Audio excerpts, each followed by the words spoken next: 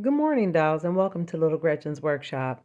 So, dolls, here I am back at my craft table making some more books. Now, dolls, to create these quick books, I used the Scrabble tiles, some leather pieces, and some nail art decals. Now, I painted the Scrabble tiles in a linen color so they wouldn't look like wood. To me, the linen colored paint looked more like antique book pages. And after adding the glue, I just added the little Scrabble tile to the leather and folded it over.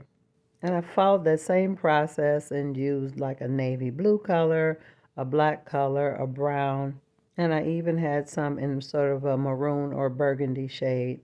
Now, after I got the glue on them, I shaped them nicely and actually used clamps to keep them secure while they dried.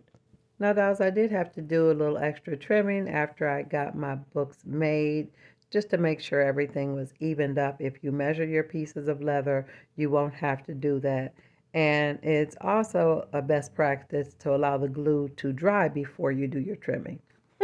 At this point, my books were almost dry, so I went on to add my little designs.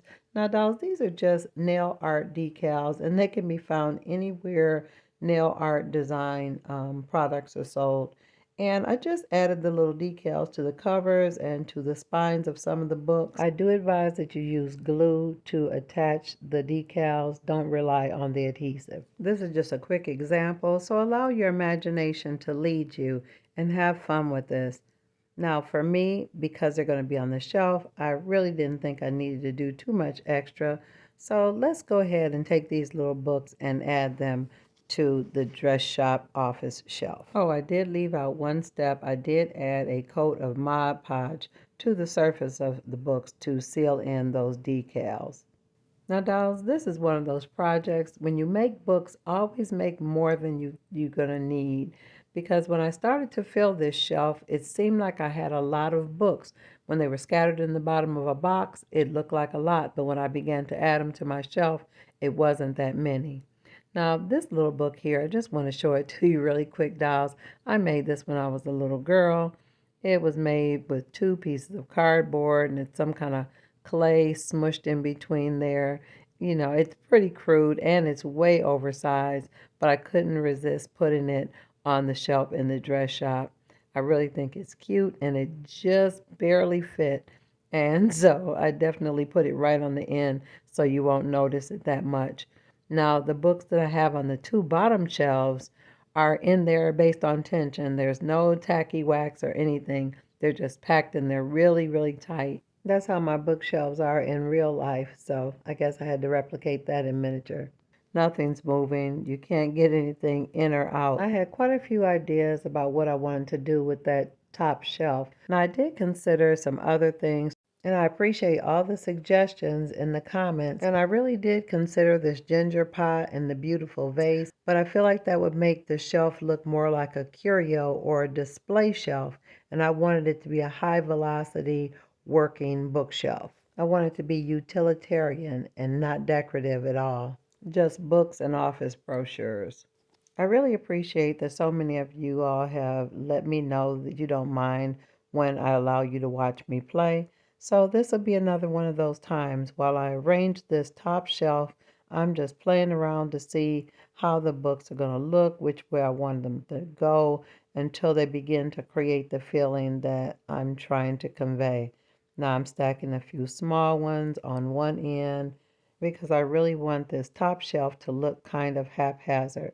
So I put a big one on that end, and then a tall one, a skinny one, a couple short ones next to that. I really want this bookshelf to look like it's functional and being used every day to check manuals or guidelines or fashion trends or orders and inventory, bookkeeping, shipments, taxes, and customer refunds. And I was truly inspired to do my bookshelf in this way by my friend Renee. She showed me a lovely scene that she had done of a bookshelf that looked like someone had actually been studying. And the books and things on the shelves were every which way. It looked so alive, so interesting. It looked a lot more interesting than a perfect library. So thank you for your inspiration, Renee. The funniest part about this project was that I had a terrible urge to straighten the books after I had messed them up. I think it's so much fun doing things in miniature that I wouldn't be able to stand in real life. Now, I'm probably going to add a lot more things to this shelf, but I'm going to stop here for now and put it in place. And there it is in the dress shop office. I really like the way that looks. I think it really adds life and personality to the room. Now that the sewing room is all set up, the ladies have been working hard, cranking out outfits for everybody in the community. One of the first people to get a new dress was little Tracy. When Aunt Charlotte found out how great Marguerite was at making little girls' dresses, she made an appointment for her and little Tracy during the grand opening of the dress shop at Christmas time. And this is little Tracy's new dress. Now it's pretty much finished. There were some little different things I wanted to do to the collar, but I wanted to go ahead and show you where I was with her outfit so far. But I really like her dress, and I think she's pretty happy with it too. After Tracy's dress was done, it was Aunt Charlotte's turn, and Aunt Charlotte got this beautiful suit with a lovely lace blouse under it, and I think it looks really, really pretty. Now, Aunt Bess made this dress. Marguerite didn't make it, and I think Aunt Charlotte looks lovely with her specially fitted blouse. I think it looks really, really pretty, and her and Tracy are ready for any occasion. Aunt Charlotte is so pleased with her purchases from the dress shop. She's definitely going to share with all of her friends about where she got her and little Tracy's new outfits. Now, the next person to get a new look was Miss Lillian. Now, this was Miss Lillian when I first created her back in 2020, and her dress was lovely. I really, really liked it, but over time it started to look a little tattered and torn. So Miss Lillian got a whole new look. I gave her a new hairstyle.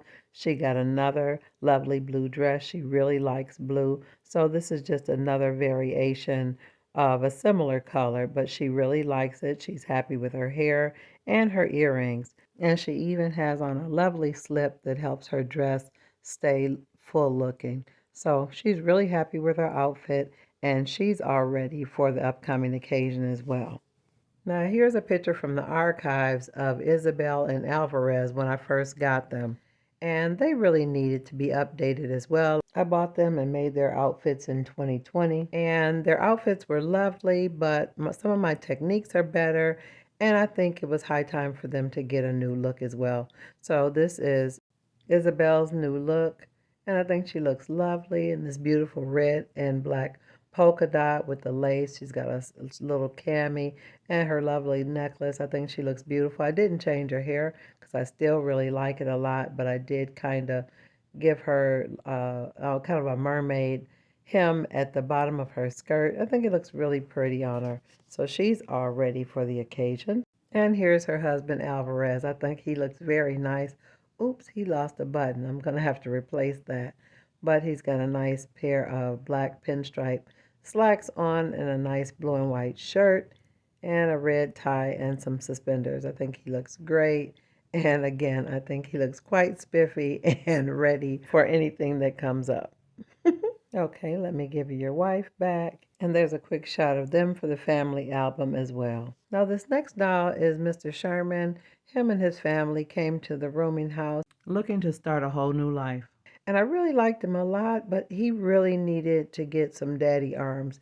His arms were way too short, and so were his legs. He just looked unnatural and out of proportion. So I lengthened his arms and his legs so he's able to hug his family and carry things. And I think he looks a lot better because I really believe the longer arms and legs makes him look more in proportion to his head and hands. And in addition to making his modifications to his body, he got a new suit and shirt. So between Aunt Bess and Marguerite, everybody got a new look, including Aunt Janie. Now, Aunt Janie really didn't want to change her dress a lot. She really liked her dress, and I had some spare fabric. Now, this is her original dress from 2004 when I first created her. Wow, she's 20 years old. But she really didn't want to change it a lot. She just wanted her skirt to be fuller and she wanted a waistband. And it looks really nice. I did leave her original skirt on her, but I think that was a nice upgrade to her look. Now, the main thing she really wanted was a new hat for the upcoming occasion. So I made her this little hat. I will do a video to share how I created that little hat. I definitely used a different technique than what I use for the dress shop displays. So let me show you Aunt Bess's. Now Aunt Bess didn't get a new dress this time, but I did want to show you her new hat. And I think that looks really pretty. She chose blue flowers for her hat to kind of pick up the blue that's in her dress. I think it looks really, really nice. This shot of them is reminiscent of their picture in the dress shop office. Now, in addition to Aunt Bess getting a new hat, she did want a brooch to dress up her outfit a little bit, and I think that looks really, really nice. Now, I think that's a great shot for the family album. So let's get a quick glance at everybody who got new outfits for the occasion. And here's everybody. So there's Aunt Janie, Alvarez, Isabel, Aunt Charlotte, Tracy, Lillian, and Mr. Sherman. Now, dolls, if you've enjoyed this video today, definitely let me know in the comments. And if you want to see more content like this, make sure you subscribe. And if you'd like to support my work on this channel, consider buying me a coffee. There is a link in the description below. Make sure you hit your notification bell and always look for me on Mondays and Wednesdays after 7:30 p.m. Eastern Standard Time. And I'm looking forward to seeing you all on the next episode of Little Gretchen's Workshop. Bye-bye now, dolls.